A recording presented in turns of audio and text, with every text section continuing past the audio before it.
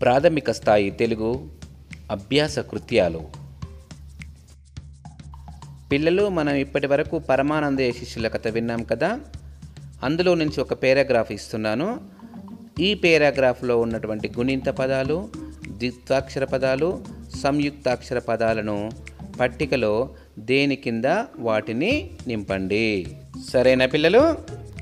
ముందుగా గుణింత పదాలు చూద్దాము. రోజు రాకోత్వం దీర్ఘమిస్తే రో. పోవలసి పాకోత్వం దీర్ఘమిస్తే పో, సాగుడిస్తే సి, పోవలసి.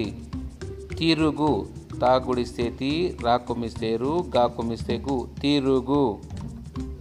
చాలా చాకు దీర్ఘమిస్తే చా, లాకు దీర్ఘమిస్తే లా. చీకటి చాగుడి దీర్ఘమిస్తే చీ, టాగుడిస్తే టి, చీకటి. ఇవన్నీ గుణింత పదాలు. ఇందులో కేవలం గుణింతాలు మాత్రమే వస్తాయి, ఎలాంటి ఒత్తులు రావు. పిల్లలు, ఇప్పుడు ద్విత్వాక్షర పదాలు చూద్దాము. ద్విత్వాక్షరం అంటే అదే హల్లుకు అదే ఒత్తు రావటం. పరమానందయ్య యాకు యావత్తు, 12 నాకు నా ఒత్తు, పక్క కాకు కావత్తు, వచ్చింది చాకు చావత్తు. పిల్లలు, ఇప్పుడు సంయుక్తాక్షర పదాలు చూద్దాం. సంయుక్తాక్షర పదాలు అంటే ఒక హల్లుకు వేరే హల్లు ఒత్తుగా రావటం, అంటే ఒక అక్షరానికి వేరే అక్షరం యొక్క ఒత్తు రావటం. శిష్యులందరూ షాకు యావత్తు, ప్రయాణం పాకు రావత్తు, దాటాల్సి లాకు సావత్తు, ఎట్లా టాకు లావత్తు. ఇవన్నీ సంయుక్తాక్షర పదాలు. అర్థమైందిగా పిల్లలు? పిల్లలు, ఇక్కడ మీకు ఇంకొక కృత్యం ఇవ్వబడింది. ఇక్కడ చూడండి, ఒకదానికి ఎదురుగా 4 పదాలు ఇవ్వబడ్డాయి. అందులో ఒకటి మాత్రమే కరెక్ట్గా ఉంది, మిగతా 3 పదాలు తప్పుగా రాయబడ్డాయి. అంటే గుణింతాలో లేకపోతే ఒత్తులో తప్పుగా ప్రయోగించబడ్డాయి. కరెక్ట్గా ఉన్న పదాన్ని గుర్తించి దానికి 0 చుట్టండి. మొదటిది చూడండి, కాలుగలిన, కాలుగాలిన, కాలుగాలిన, కాలుగాలున. ఇందులో మీకు ఏది కరెక్ట్గా అనిపించింది? Very good. మూడవది కాలుగాలిన, దానికి రౌండ్ అప్ చేయండి, దానికి 0 చుట్టండి.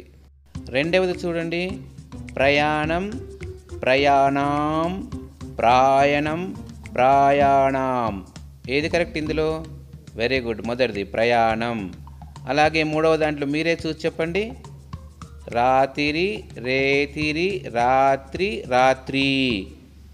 ఇందులో మూడవది కరెక్ట్, రాత్రి. నాలుగవది చూడండి, శిష్యుడు, శిష్యుడు, శిష్యుడు, శిష్యుడు. ఇందులో ఏది కరెక్టు? రెండవది శిష్యుడు కరెక్టు. ఐదవది చూడండి, పరమానందయ్య, పరామానందయ్య, పారామానందయ్య, పరమానందయ్య. ఇందులో ఏది కరెక్టు?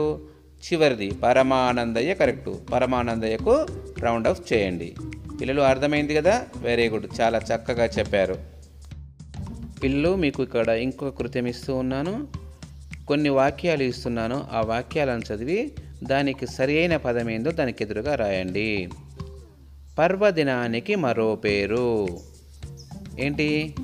వెరీ గుడ్, పండుగ. రైతు పండించేది, పొలంలో ఏం పండిస్తాడు రైతు? వెరీ గుడ్, పంట. చిలుకను ఉంచకూడని చోటు, మనం చిలుకలు పట్టుకొచ్చి బంధించకూడదని చెప్తాం కదా, ఎక్కడ పెట్టొద్దు వాటిని? వెరీ గుడ్, పంజరం. పెండ్లికి వేసేది, ఇంటి ముందర వేసాం కదా, పందిరి.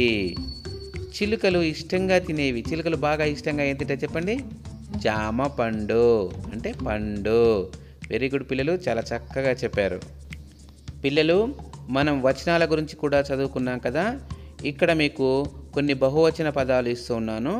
వాటికి ఎదురుగా ఉన్న గీత పైన ఏకవచన పదాలు రాయండి. సరేనా? శిష్యులు, శిష్యుడు. కట్టెలు, కట్టె. వాగులు, వాగు. గురువులు, గురువు. వాతలు, వాత. వరుసలు, వరుస.